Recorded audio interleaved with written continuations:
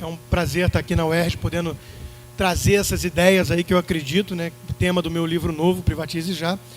E eu vou tentar aqui rapidinho, em 12 minutos, explicar por que eu defendo a privatização e por que eu acho que isso é fundamental para colocar o Brasil numa trajetória de rumo de crescimento mais sustentável e prosperidade e renda para todos nós, né?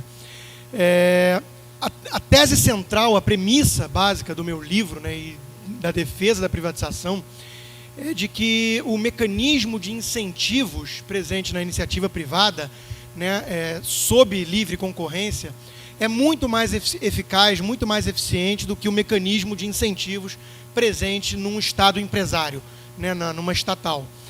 Isso independe, vale notar, da boa intenção das pessoas. Por isso, a minha satisfação em poder estar debatendo ideias aqui de forma civilizada, porque eu parto da premissa e acredito que o meu oponente de ideias quer a mesma coisa que eu ou algo parecido. Ele quer o melhor para o Brasil, ele quer mais crescimento econômico, ele quer uma situação melhor social para a nação, só que a gente vai divergir nos meios.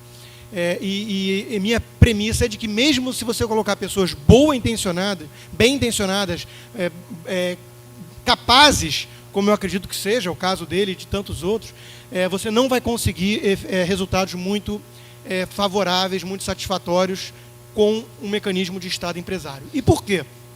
Basicamente porque o ser humano é um sujeito mais voltado para seus próprios interesses, né? Nós, na hora de debatermos modelos econômicos, políticos, nós devemos levar em conta o ser humano como ele é, e não como a gente gostaria que ele fosse num certo construto abstrato, romântico, idealista, né? Quer dizer, o ser humano não é um sujeito que acorda todo dia pensando em como fazer o bem para a humanidade, para essa coisa meio abstrata. Ele acorda pensando em como é que ele vai fazer as coisas ali no dia a dia dele para melhorar a situação de vida dele, para a filha dele, para os filhos dele e por aí vai, que é um aumento de salário para ele. Então nós somos, em primeiro lugar, voltados para nossos próprios interesses. A provocação que eu faço no livro é quem é que cuida tão bem assim de um carro alugado, né? São poucas pessoas. Mas quando o carro é nosso, quando a casa é nossa, quando o filho é nosso, nós temos muito mais preocupação em estar cuidando daquilo. A segunda questão é que na iniciativa privada, quando você depende do lucro para sobreviver num ambiente de livre concorrência, você precisa atender de forma satisfatória a demanda. E isso gera uma pressão por busca por excelência constante, né? Isso faz com que você tenha que punir a incompetência na sua empresa e premiar a competência, né? Então você tem bonificações, aumento na hierarquia, salários maiores para aqueles que estão gerando mais valor para a sua empresa, e quanto que você vai ter que demitir. E, infelizmente, faz parte da vida, não podemos novamente cair num romantismo que ignora a realidade como ela é. Você vai ter que mandar embora pessoas que não estão agregando valor ou que estão prejudicando a sua própria sobrevivência da empresa, né? Porque para salvar certos empregos, você pode estar condenando o emprego de todos, né, nesse mundo globalizado e concorrido, competitivo. Então, você, no setor privado, consegue alinhar esses interesses de forma a estar sempre buscando melhor atendimento aos consumidores e melhor excelência na produção dos seus bens e serviços, inclusive beneficiando aqueles trabalhadores dispostos a correr atrás e com base na meritocracia, ou seja, naquilo que ele realmente gera e não com base em afinidades político-ideológicas, amigo do rei ou coisas do tipo, que infelizmente nós vemos o tempo todo em estatais e não é coincidência, né? As estatais acabam se transformando em cabides de emprego, o sujeito que sobe na hierarquia é muito mais às vezes por critérios políticos do que por meritocracia e por aí vai. É a natureza da estatal, não é necessariamente culpa do sujeito A ou sujeito B, e nós não podemos cair na falácia de pensar que se ao menos eu fosse tocar a estatal, se ao menos uma pessoa honesta e decente fosse colocada na Petrobras. Eu acredito que a Graça Foster, por exemplo, é um desses casos, uma pessoa bem intencionada, com alguma capacidade técnica, mas ela não vai conseguir enfrentar os certos feudos que tem lá dentro e tanta resistência de sindicatos, de trabalhadores encostados até mesmo na estatal e que mamam nas tetas do governo, né? Isso é a coisa que a gente mais vê.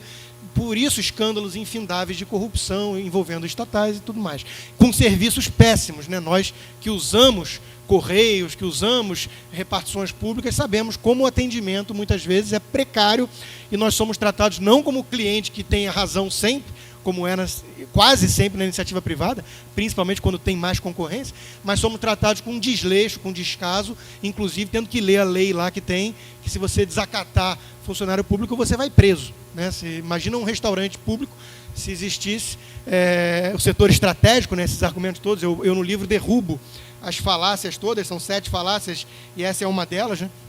Mas imagina então se o setor estratégico, mais estratégico que alimenta, eu não conheço.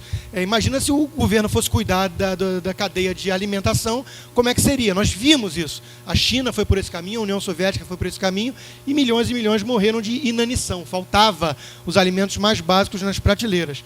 E o restaurante ainda ia colocar a plaquinha lá, né? Se você reclamar do bife mal passado, você vai preso. É assim que as estatais costumam tratar os seus clientes. Outra parte importante do livro, então a primeira parte é mais teórica, né, para mostrar por que os mecanismos de incentivos funcionam tão melhor na iniciativa privada. A segunda parte do livro é para mostrar as privatizações que deram certo no mundo e no Brasil, né, e aí eu passo por várias outras histórias mundo afora e depois caio no Brasil, com vários casos de sucesso, né? Nós tivemos a Embraer, nós tivemos o setor siderúrgico, nós tivemos o setor de telecomunicações, as pessoas mais novas podem não saber, mas era preciso esperar 2 anos numa fila para conseguir uma linha de telefone que custava $4.000. As pessoas declaravam no imposto de renda, propriedade, uma linha de telefone. Né? Hoje tem mais aparelhos de telefone no Brasil do que habitante. Qualquer um entra e com R$100 sai com um telefone com 2 chips e tudo mais. Há um avanço nesse setor impressionante, graças ao foco dessas empresas em busca do lucro e não mais uma Telebrás engessada e servindo de interesses obscuros para certos grupos. Depois de mostrar esses casos todos de sucesso, a própria Vale, né, uma das falácias derrubadas no livro o tempo todo é de que as nossas estatais foram vendidas a preço de banana. Isso não é verdade. A própria Telecom foi vendida num timing ótimo, logo depois veio a crise da Ásia e da Rússia. As empresas demoraram muito a recuperar o valor que o governo conseguiu arrecadar no leilão. A Vale, muita gente usa o preço de hoje para comparar com o preço que ela foi vendida. Isso é uma besteira. A Vale lucrava R$500 milhões quando foi vendida e hoje lucra 30, 40 bilhões de reais. Imagina a quantidade de dinheiro a mais arrecadada para os cofres públicos via impostos. É uma montanha de dinheiro que podia estar sendo usada para melhorar essa faculdade, para investir em hospitais e educação pública, né? E não é investido, aí é um outro problema, né? Nós devemos atacar o mau uso dos recursos do governo, não a privatização em si. A privatização foi excelente, gerou muito mais emprego, que é outra falácia derrubada, né? Vai gerar desemprego. Não é verdade, gera desemprego apenas num primeiro momento, quando há um quadro demasiado inchado, por conta desses interesses obscuros. E uma outra parte do livro são os setores que ainda faltam, né? E, obviamente, a Petrobras é um caso mais importante. Eu acho que a Petrobras é muito ineficiente, muito aquém do que poderia ser. Há 50 anos, mais do que 50 anos que ela foi criada, fala-se na autossuficiência do petróleo no Brasil. Até hoje nós importamos combustível. Quer dizer, e é um modelo que nós devemos pensar qual modelo nós queremos seguir. Um modelo de uma Venezuela, um modelo de uma Arábia Saudita, de um Irã, onde o governo controla esse setor estratégico e aí a gente sabe para que fins eles usam essas empresas, ou um modelo de concorrência privada como nós temos no Canadá, na Inglaterra, nos Estados Unidos. Eu não acredito que o setor seja mais estratégico para a gente do que para eles, né? Então isso é uma desculpa esfarrapada. Os bancos públicos também poderiam ser privatizados. Nós temos o BNDES usado como transferência de recursos de todos nós aqui para grandes grupos, Ike Batista, JBS e companhia, né, que conseguem subsídios do governo à nossa custa. Nós temos o Banco do Brasil e a Caixa Econômica possivelmente fomentando uma bolha imobiliária no Brasil de forma irresponsável, porque os objetivos são de curto prazo.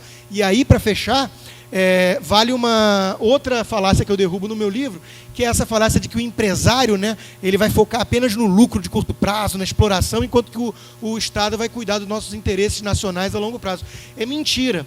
O empresário, por ser dono daquele ativo, pensa na sua casa, né? Quando você é dono do ativo, você tem toda a preocupação em preservá-lo para o longo prazo, para deixar eventualmente uma herança para os seus filhos. Você vai cuidar daquele ativo porque o valor dele aumenta de acordo com a geração futura de caixa daquele ativo.